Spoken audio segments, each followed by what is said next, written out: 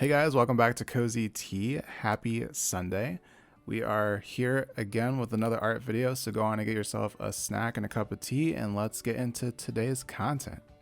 I decided to do a digital painting today of a cougar, as you can see here, and I decided to use Procreate on my iPad and do a little digital art fun today.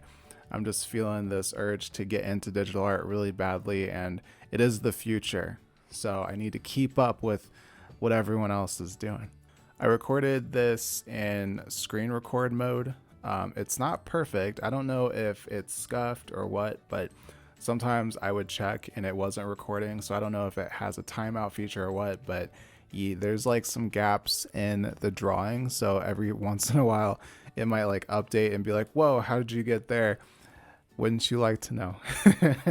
So I'm sorry about that, but it happens mainly at the end, but it's still pretty much the whole thing, and it's enough to kind of get the process out there. But yeah, I wanted to talk about my process here and what I thought about digital art, because I haven't done a digital painting in a very long time. So I felt like it was due time to get back into it and stop being scared. Rob. But before we get right into it, I just wanted to remind you, if you like my videos and enjoy Cozy Tea, go on and hit the like button on the video because it helps me out. And if you like my channel, don't be scared to hit the subscribe button and stick around for a while so you can become a part of the Cozy Tea fam. Yeah, so go on.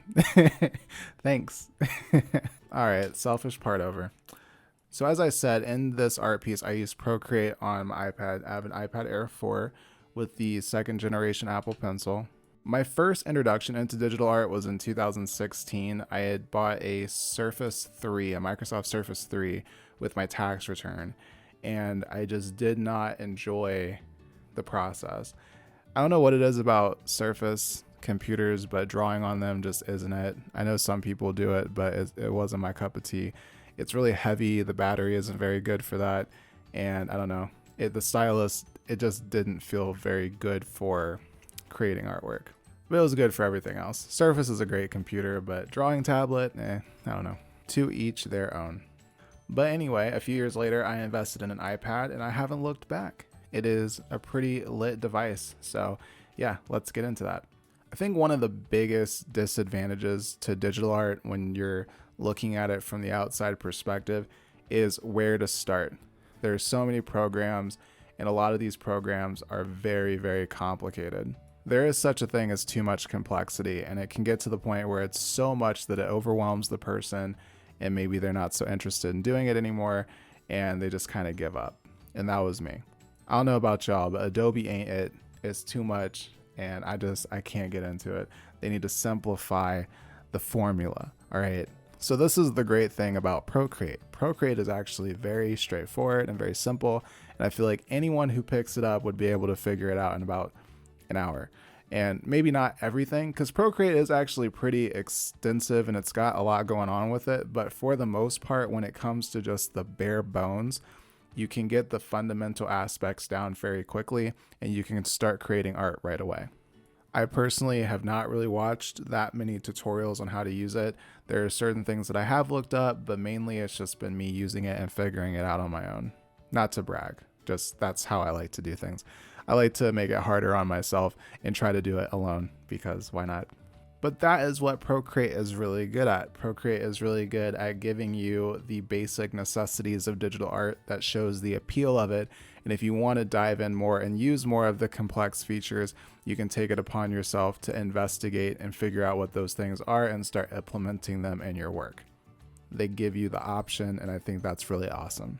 But yeah, I get the whole point of digital art. There's definitely a massive convenience factor. And I'm not saying that it's easier by any means, but it can make the process of drawing or creating art much easier, even though art itself can still be difficult on a digital platform. There are certain tools that you can streamline, which basically means you can kind of take the wobble out of it so it doesn't look as shaky. And that's a really cool feature.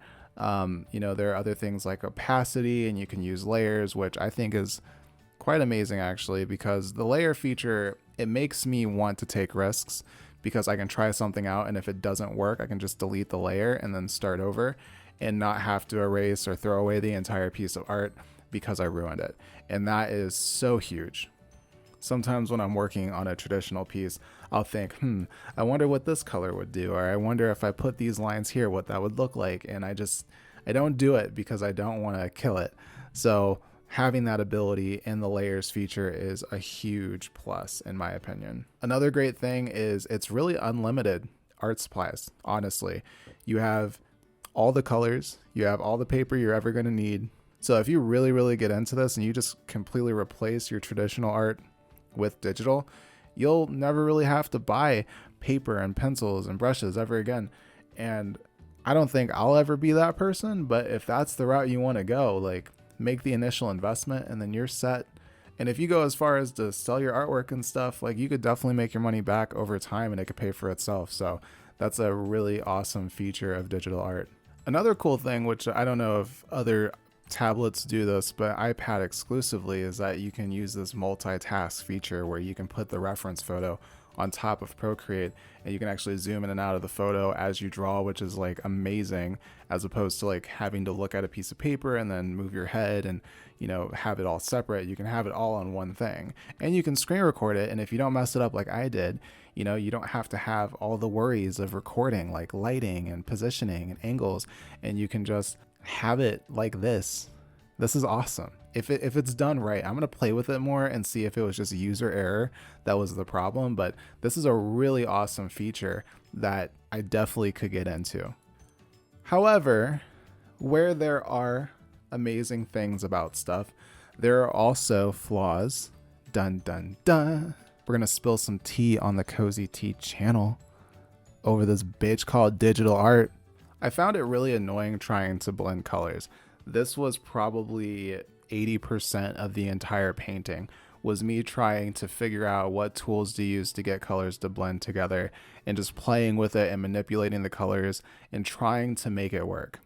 They don't really have a blending tool, and you can't just, like in digital art, basically just put one color on top of another and it just blends. It ends up covering the color up. So you kind of have to play with opacity and different types of tools in order to kind of get a combination that works for you.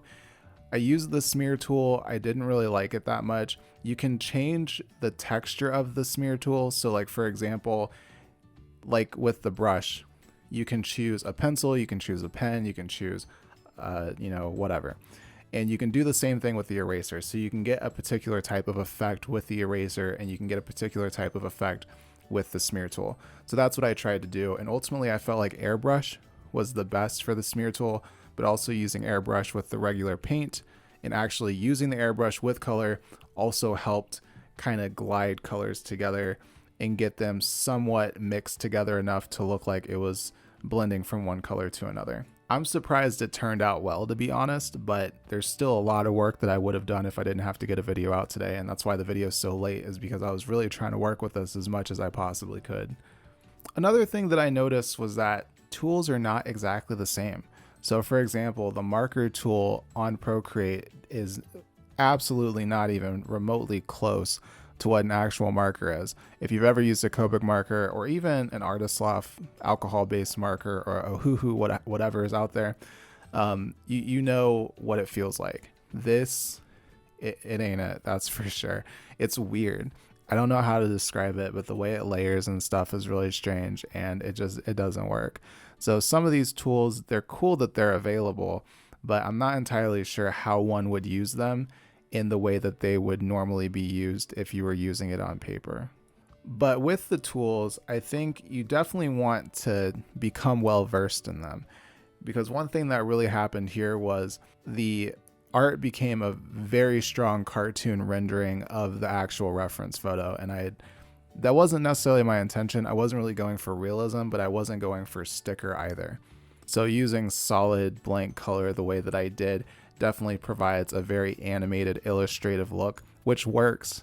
I think it still looks good, but it's not realism. So I'm not entirely sure how you would do that. It's probably the different types of tools and figuring out which ones kind of have that realistic effect.